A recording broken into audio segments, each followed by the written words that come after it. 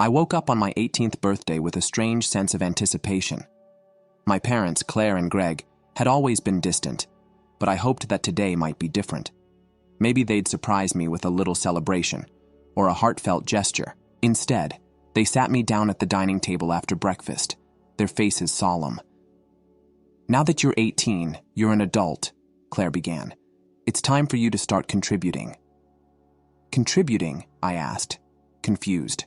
"You need to start paying rent if you want to stay here," Greg said flatly. I blinked, trying to process their words. Rent? Since when did parents charge their kids rent right out of high school?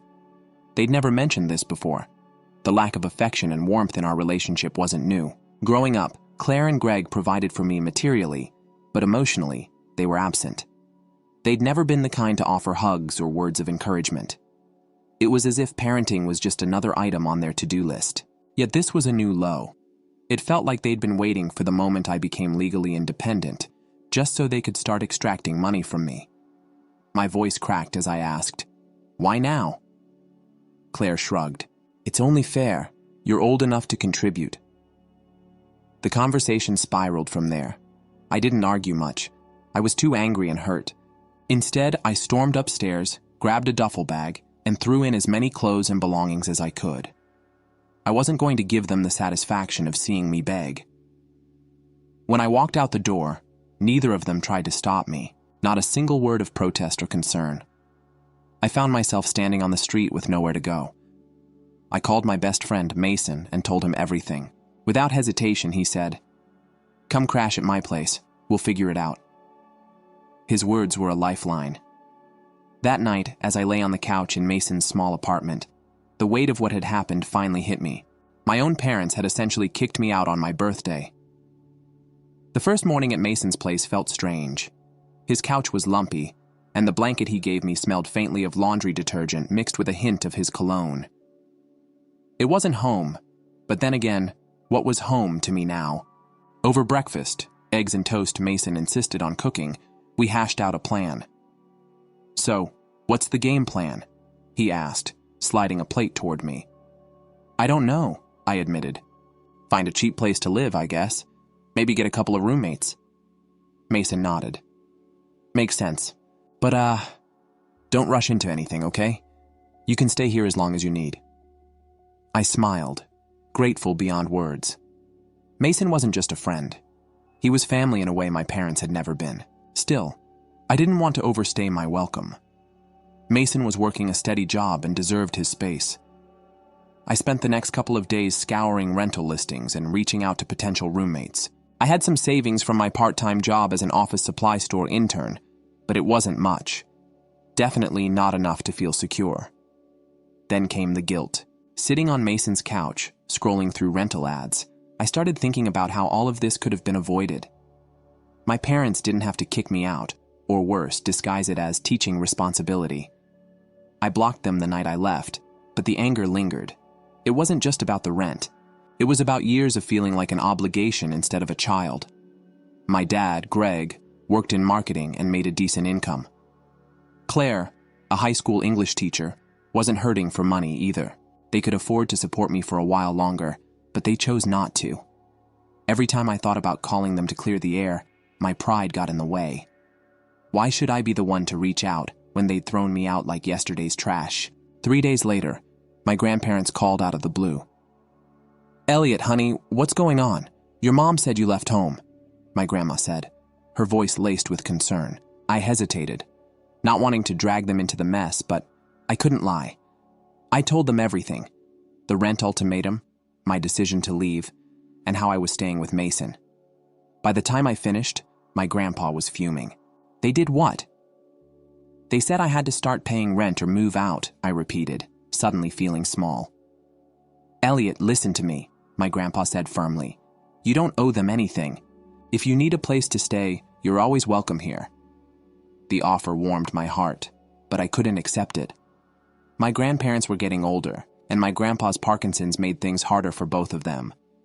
I didn't want to be an extra burden, even if they insisted it wouldn't be. "I appreciate it," I said, "but I've got to figure this out on my own." Grandma sighed. "Just promise us you'll come by this weekend. We miss you." I promise, I said, meaning it. After I hung up, I felt a strange mix of emotions, relief that someone cared and guilt for putting them in this position. Mason, sitting across the room scrolling through TikTok, glanced up. "You good?" he asked. "Yeah," I lied. I wasn't good, not yet, but I was determined to get there. When I arrived at my grandparents' house that Saturday, the familiar scent of coffee and fresh bread hit me as soon as I stepped inside. My grandma hugged me tightly, holding on longer than usual. It felt like she was trying to squeeze out all the pain I'd been carrying. "You look thin, Elliot," she said, her worried eyes scanning me. "Are you eating enough?"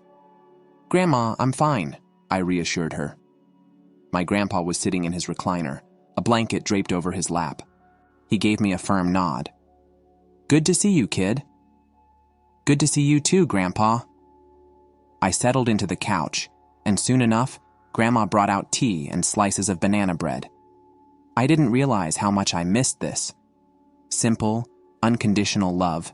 "So," Grandpa said, his voice calm but sharp, "tell me everything.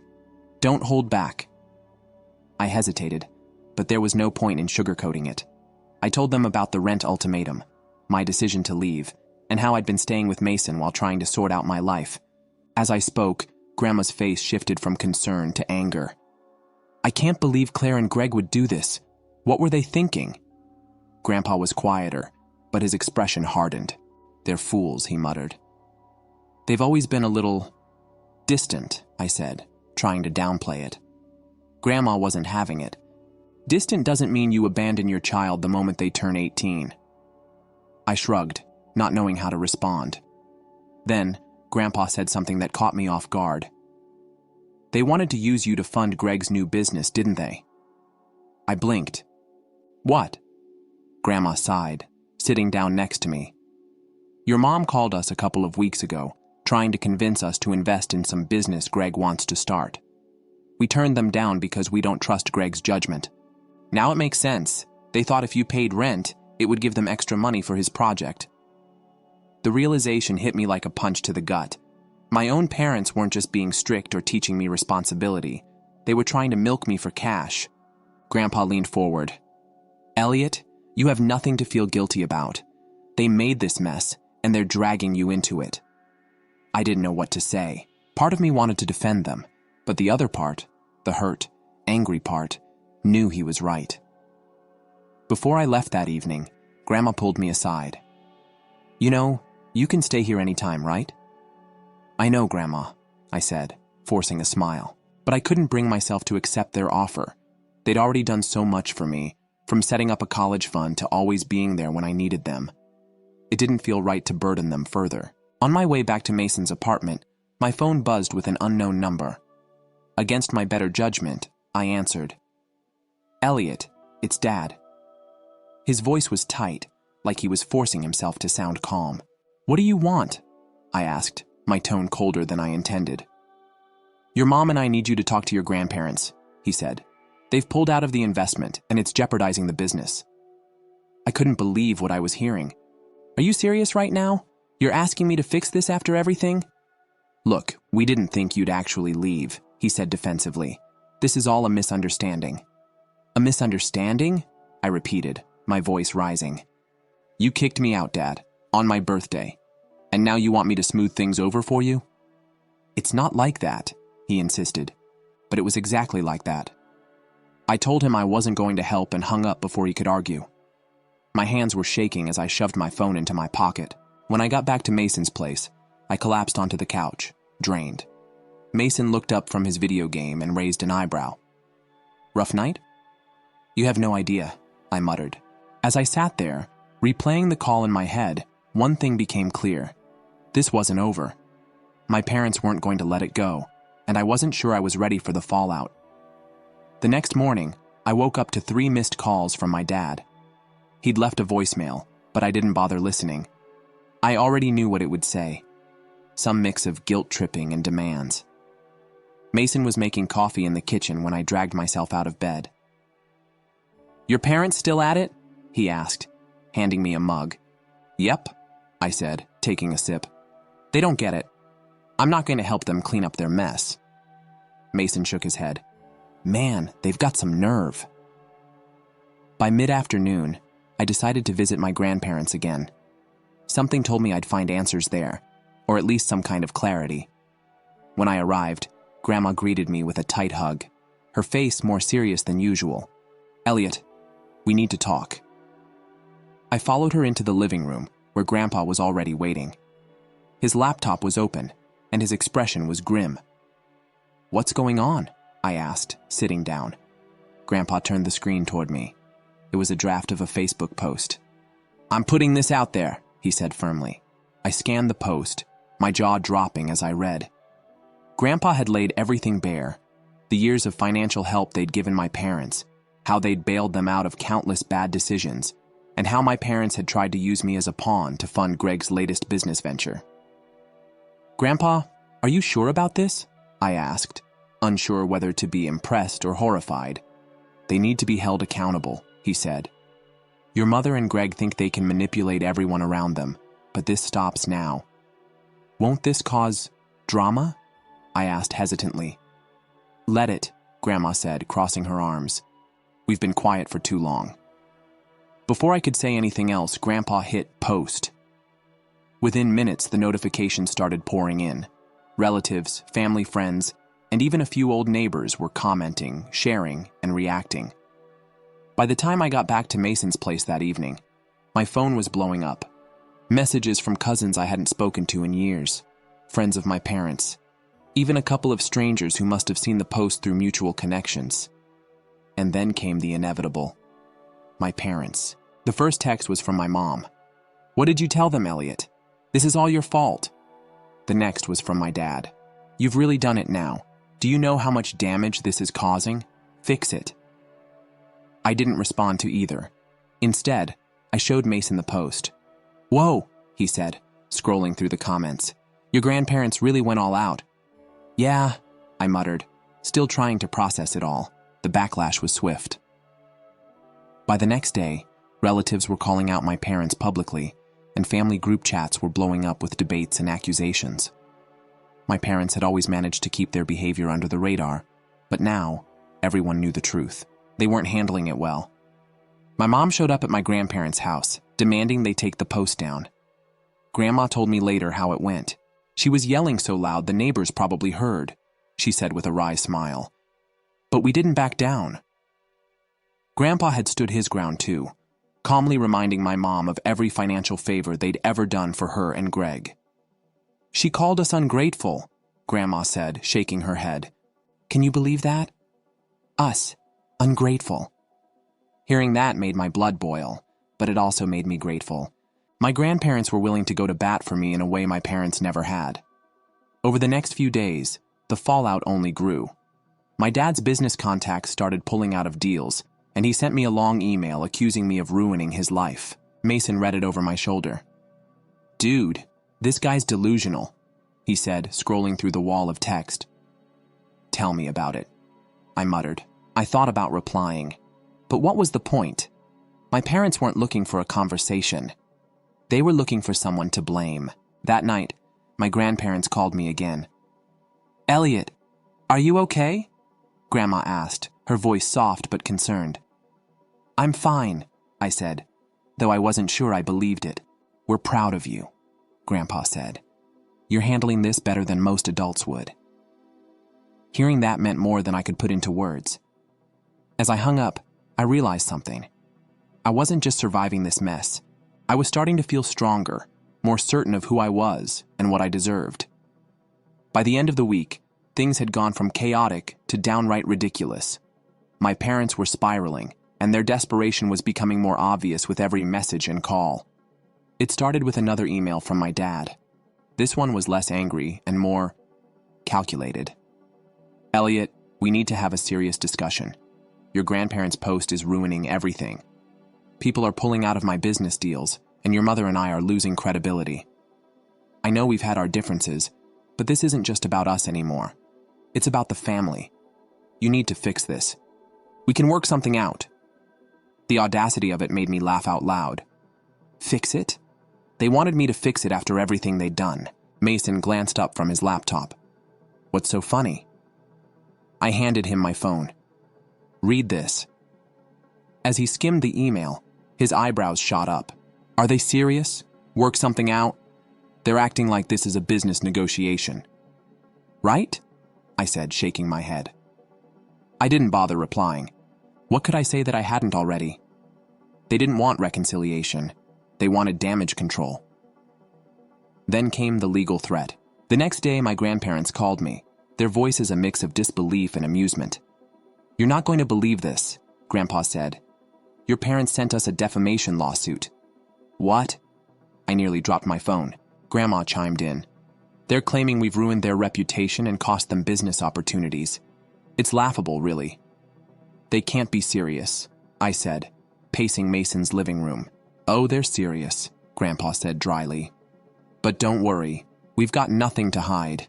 Everything in that post is true, and we've got receipts to prove it." For the first time, I felt a spark of hope. My grandparents weren't just standing by me. They were standing up to my parents in a way I never could have imagined. But the lawsuit wasn't just a tactic to intimidate my grandparents. It was also a way to pressure me. My mom started leaving voicemails, her tone oscillating between pleading and scolding. "Elliot, we're your parents," she said in one message. "We raised you, and now you're letting your grandparents destroy us. How could you do this to your family?" Family. The word stung. Not because I felt guilty, but because I realized how empty it sounded coming from her. When I didn't respond, she escalated. Another voicemail, this one more frantic. "Elliot, do you even care about what you're doing to us? Your father's dream is on the line. Is that what you want? To see him fail?" Mason overheard one of the messages and rolled his eyes. "They're really milking the dream angle, huh?" I shrugged. They've always been good at making everything about them. By this point, my resolve was solid. I wasn't going to cave, no matter how hard they pushed. But the constant calls and messages were draining. Then, one evening, my grandparents called with unexpected news. "We've filed a counterclaim," Grandpa said matter-of-factly. "Wait, what?" I asked, caught off guard. "They want to play legal games." "Fine," he said. "We've got decades of financial records showing how much we've helped them over the years. If they want to drag this out, we're ready." Grandma added, "And don't worry, Elliot. We're not letting them drag you into this. You focus on your future, okay?" Their words hit me like a warm wave. For so long, I'd felt like I was fighting this battle alone. But now, I had allies. People who genuinely had my back. Still, the pressure didn't stop. My parents started reaching out to relatives, trying to rally support. But most of the family was already siding with my grandparents. "Your parents are drowning," Mason said one night as we scrolled through the latest family group chat drama. "And instead of grabbing a life jacket, they're setting fire to the boat." That description made me laugh harder than I had in weeks. But laughter aside, I knew this wasn't over. My parents were stubborn, and they'd do whatever it took to save face. 2 weeks after the defamation lawsuit nonsense started, things took an unexpected turn. I was at Mason's place, scrolling aimlessly through Instagram, when my phone buzzed with a call from an unknown number. Against my better judgment, I answered. "Elliot, it's your mom," came the shaky voice on the other end. I immediately felt my stomach tighten. "What do you want?" There was a pause. When she spoke again, her voice was quieter, almost defeated. "We need to talk. In person." I was skeptical, to say the least. "Why? So you can guilt-trip me some more?" "No," she said quickly. Please, just hear me out." Against my better instincts, I agreed. I told Mason where I was going, just in case, and headed to the coffee shop where she'd asked to meet. When I walked in, she was already seated, looking smaller than I remembered.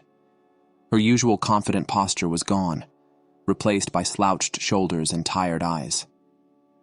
"Thanks for coming," she said, as I sat down. "Get to the point," I said. She flinched at my tone but nodded. "Your father and we've been thinking a lot about what's happened, about how we've treated you." I didn't say anything, waiting for her to continue. She wrung her hands together, a nervous habit I hadn't seen in years. "We realize we were wrong to give you that ultimatum. It wasn't fair, and it wasn't right. You didn't deserve that."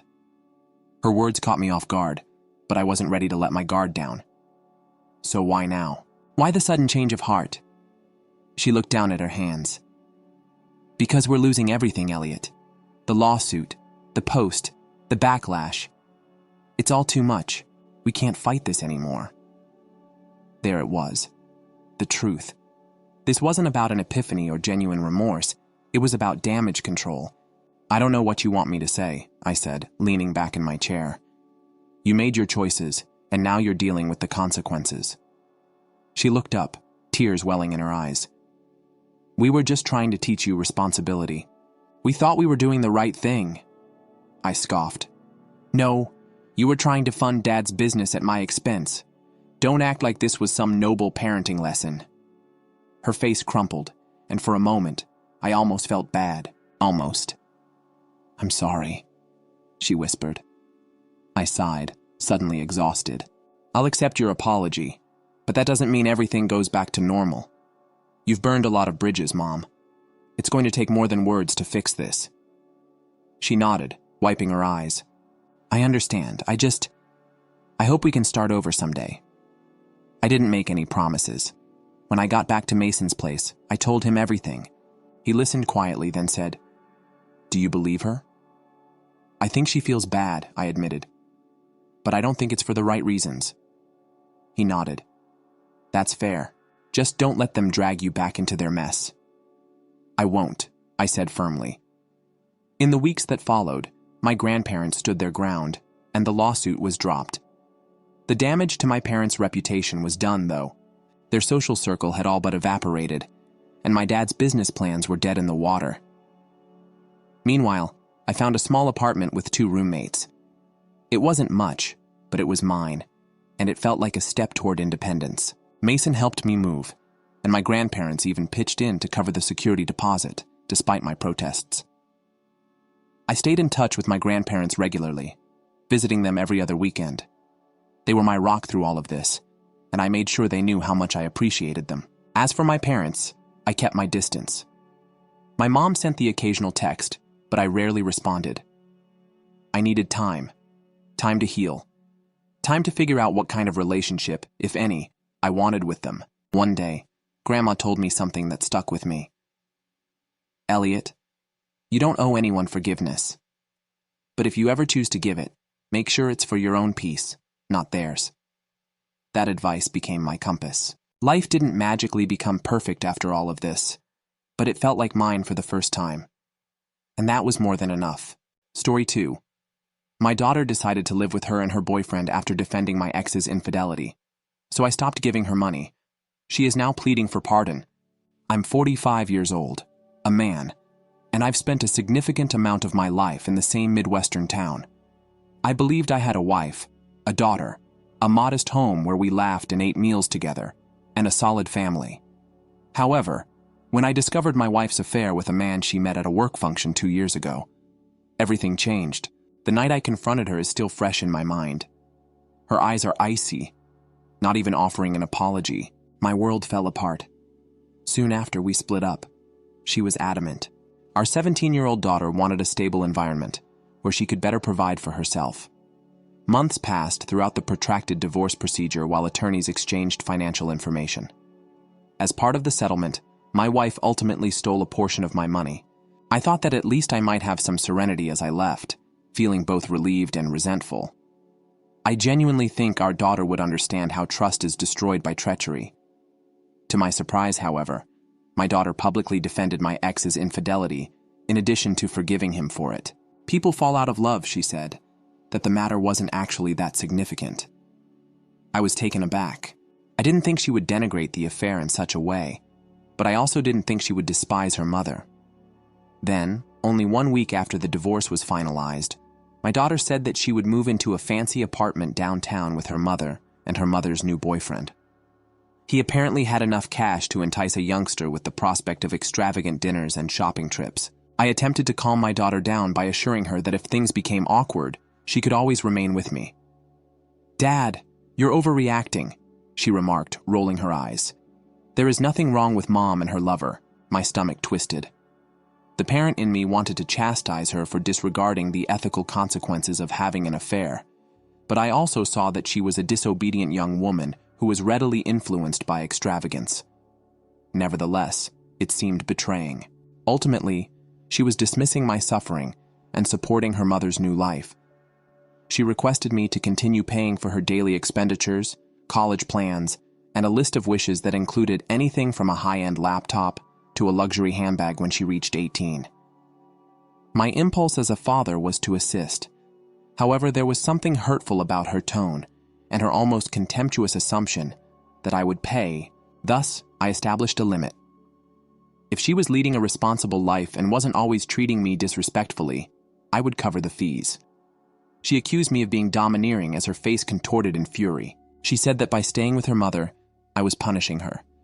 My eyes were completely awakened by that encounter. In addition to ridiculing my morals and supporting her mother's adultery, she wanted my money. I felt a knot of betrayal and rage in my chest. The divorce had already cost me a great deal. I used to have faith in my family's togetherness, half of my finances, and a sense of stability. Now, like a grumpy old man with outmoded ideals, my own daughter was ignoring me. My patience were skinny. Months passed. As promised, my daughter continued to show off her adventures on social media while spending an increasing amount of time with her mother's lover. She shares photos of herself at fancy restaurants, front row tickets at concerts, and other things that I could never have afforded on a single father's income. I later learned that she was increasingly skipping college courses in order to hang out with that group of people. When I went up to her, "It's my life, Dad," she shrugged. "Don't interfere." I was conflicted. My goal was to be the father who was encouraging. You see, it was obvious that she was descending into an entitled lifestyle. For her part, my ex didn't care that my kid was missing school or going out. It seems like that new lover is anxious to label me stiff and tell my daughter to loosen up. I was burned by the arrogance. After a while, I received a notification from her institution regarding her poor attendance and grades, proposing to meet. My daughter dismissed my attempts to discuss it with her. She snapped, "It's none of your business." I reminded her that her tuition was being covered by me. "You owe me that much," she snarled, her eyes flashing with rage. "Doesn't a parent have a duty to do that?" The straw that broke me was that I had raised her for 18 years, but she talked as if I were a walking wallet who had to pay for her decisions without inquiry. I contemplated how to respond to it. I still wanted to pay, part of me. I was hoping she would change her mind. There was another section that said enough was enough. I was encouraging her disrespect by supporting her way of life. I told a close buddy, who gave me advice. Sometimes the only way to get through to them is to use harsh love. Those words kept repeating in my head when the subsequent tuition due day arrived. I made the decision to remain steadfast. I warned my daughter that until she changed her ways, I wouldn't be spending any more money. No more missing lessons. No more wasting her education on parties. She snapped, saying I was manipulating her once more. I was punishing her for liking her mother's man, she said as she walked out. Then, my ex-wife bombarded me with texts accusing me of being petty and threatening to take me to court. However, there was no legal basis. Now that she was an adult, our daughter had to take some ownership of her choices. At that point, the true entitlement emerged. My daughter boasted on the internet that her mother's boyfriend would cover her expenses if I didn't, and she described me as a toxic father. She wrote nasty things about my being resentful of a divorce that I couldn't cope with. Her friends added to the tension by saying things like, "You deserve better." I was embarrassed. My own child was publicly disparaging me for not supporting her way of life. However, I chose to remain silent and avoid starting an internet conflict. Much of the mayhem that fueled the fires was caused by my ex's lover. Once, he boasted in a sarcastic message that I was failing as a father. "It makes sense why your wife left you. You're not even able to support your daughter." Each phrase was like a blade. I wouldn't move, though. I'd had enough years of being used. This time, despite the discomfort, I was refusing to back down. My daughter's fairy tale started to reveal flaws a few weeks later. It seems like her mother's lover was only giving when it was convenient for him. My daughter found out that he didn't really intend to meet her daily expenses or pay her tuition. Yes, he would pay for a lavish supper or purchase her a fancy dress for a night out. But he would shrug and say, "Ask your father," when the actual expenses such as rent, groceries, and textbooks came up. At first, my daughter made an effort to conceal this from me. By the time her second semester rolled around, however, word got back through mutual acquaintances. For unpaid fees, the college threatened to suspend students. She frantically called me. "I'll lose my place if you don't cover me, Dad." Her voice was one of expectation and desperation, as if she thought a phone call would weaken my resolve. I asked her calmly how she intended to improve her poor grades and attendance record. She laughed. "I swear I'll do better. Pay it now, please." I refused to give in. I advised her to provide concrete evidence of her progress, talk to her advisors, attend all of her classes, and perhaps find a part-time job. She ended the call, enraged. My ex-wife texted me within hours, saying that I had ruined our daughter's future as retaliation. Despite the fact that there was no legal basis for making an adult father pay for college, she threatened to call solicitors once more. The boyfriend joined in the following day, making fun of me on social media. I suppose some fathers are unable to fulfill their responsibilities. I stood my ground, even though it was frustrating. This had nothing to do with revenge. It had to do with limits. After another month, I found out that my daughter had been suspended for non-payment. She and her mother, along with her boyfriend, moved in full-time. My ex made an effort to spin it. In any case, she's better off here. We could lead her down a different route. However, I came across my daughter's posts on social media. They were irritable, partied late, and did little else. It seemed her life was unraveling. Then, out of nowhere, she showed up at my doorstep one afternoon, trembling on my porch. I responded, heart pumping. She looked exhausted, her eyes swollen from sobbing without a word. She hugged me. Confusion and hope swirled inside me. I invited her in and she broke down, spilling all the details. How the boyfriend had grown increasingly dictatorial, how her mother sided with him on everything, and how they both blamed her for any difficulty. The freedom and luxury she enjoyed at initially had transformed into a suffocating situation, where the partner would only pay for what he picked. She said, tears streaming, "I miss just being able to talk to you without yelling fights. It pained to see my kid in such a state." I sat her down, prepared some tea, and let her rant. After she collected herself, she asked whether I'd be prepared to finance her college expenses again, or at least help her re-enroll. My heart yearned to say yes, but I remembered the months of disrespect and how I'd let her words and actions slip. So I answered cautiously, "I'm eager to help if you honestly prove you've changed. I need you to meet me halfway." She nodded heartily, willing to do whatever it required. Part of me wanted to trust her entirely. Another portion felt this was merely a trick. I outlined the terms. She would have to return to my house, or at least out of that poisonous atmosphere. To improve our tense connection and demonstrate her academic consistency, she should enroll in counseling. She concurred. However, it seemed to me that she was not very happy about leaving her mother's side completely. That was the line in the sand, though. If she kept living under the boyfriend's home, I wouldn't pay $1 more. She said she needed time to make her preparations and departed that evening, endorsing the affair that destroyed our family. I kind of thought she would start posting sarcastic remarks again. We're allowing her mother to continue to flood her mind with absurdity. A few days later, however, she surprised me by dropping by with a little luggage. The boyfriend and her mother allegedly lost it when she told him she was leaving, accusing her of being ungrateful. She informed me that she had never witnessed her mother that enraged. Although I made an effort to maintain my objectivity, I secretly felt vindicated. They were obviously upset that they no longer had authority over her. My kid began going to therapy sessions as the weeks passed. She talked of getting ensnared by the boyfriend's ostentatious lifestyle, feeling trapped in the middle of the divorce, and ignoring my sentiments in favor of the quick rush. At the kitchen table, we had drawn out, challenging discussions about disappointment, trust, and the future. I caught glimpses of the kind, driven girl I reared, but she was misled by the poisonous effects of her mother's new companion. In the background, her mother was fuming. She would text my daughter about guilt trips. "Living with your father is a betrayal of me." Or "Following what I did for you. You dash back to him." Every now and again, the boyfriend would go on her phone and disrespect my kid or myself. But she remained resolute, mostly ignoring them. I told her that it was up to her to decide whether or not to make amends with them at any time. However, If you go back to that setting, I won't cover anything. She got it. She also didn't accuse me of being domineering for once. She sensed the difference.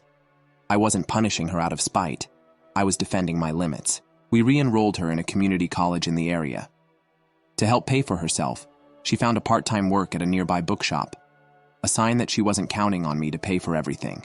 She has been back home for 2 months. At last, she apologized in person. I'm very sorry for justifying that affair, Dad. I can understand how agonizing that must have been for you.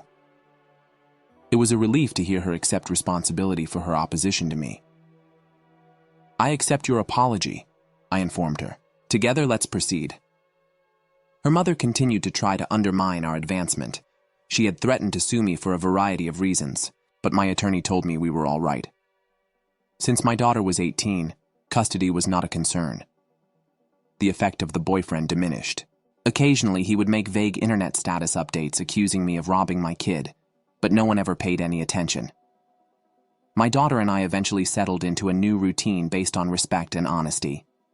Our home life stabilized, albeit it took some time, and she began to do better in her academics. One evening, with tears in her eyes, she confided in me that she now saw how a family can be shattered by an affair. She described her mother's lover as a manipulator, and I was too distracted by all the glitzy stuff to notice it. I didn't continue my talk. I committed to continuing to be helpful. Individuals, particularly young people dealing with family turmoil, are prone to making errors. She demonstrated both sincere regret and a desire to do better, which were crucial. Cutting off my daughter's financial support was ultimately the wake-up call she required. It made her understand that respect is a two-way street, and that I wasn't a limitless resource to take advantage of. The treachery that almost shattered me was protected by her. The full ramifications of their entitlement are borne by the mother and her partner. They were no longer in charge of my daughter's future. In the meanwhile, I was able to find closure. Witnessing my daughter return to me with a newfound sense of connection and humility. We're now focusing on each day as it comes. I'm not flawless, and neither is she. However, we're speaking honestly.